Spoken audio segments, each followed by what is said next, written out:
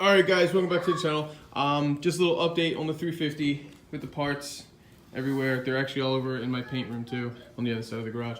But finally got the rear side of the timing case off right here, which actually, when you're taking it off, the sealant is like ultra gray, this ultra gray sealant that is used to connect the rear timing case to the block itself in the heads is actually so strong that it feels like there's still bolts on. So if you look in here, there's probably like, I want to say anywhere from 25 to 35 bolts that connect this to the block itself. So a lot of the time you're just gonna think, oh man, I forgot a bolt. But really, if you actually took them all out, it's still going to feel like that. Like I had to use pry bars and everything to pry it off. I did get it off though. And we had to take it off because I thought from the get-go I would just be able to take off that head, fix it, put it back on, right? No.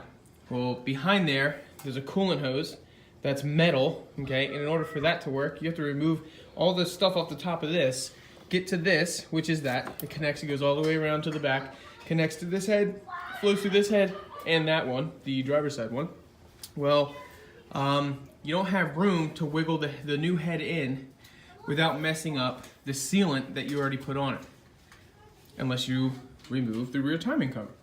So I had to go ahead and take this apart, take off these camshaft gears, which is really annoying. It's gonna be a pain in the ass to put back on the whole timing sequence, and I've never done that before, but hopefully I don't ruin anything.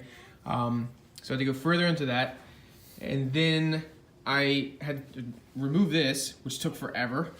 Now, now I have enough room to go and put the other head back on and then put the timing case on and then start assembling it from the top and then come back out, do the outside and then the gears and then the timing.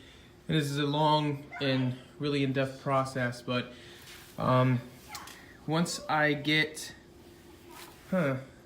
right now, I'm kind of stopped. There's nothing else that I can do for right now. I'm gonna need a honing tool because bad news, I had the motor apart for so long that in here, there's some surface rust. So I'm gonna have to hone out these cylinders. I don't think that they're seized in there or anything, but yeah, I doubt it because it's such a little tiny amount and I was constantly spraying it with WD-40, so it would probably be a lot worse if I hadn't been doing that. Yeah, that's what I've got so far. Hopefully next weekend I'll have a honing tool and I'll be able to fix all that and then start reassembling it. And I don't know if I'm gonna be keeping this car once I put it all back together or if I'm gonna trade it for something, sell it, and then go buy something. But all right, yeah, so that pretty much finishes up this video.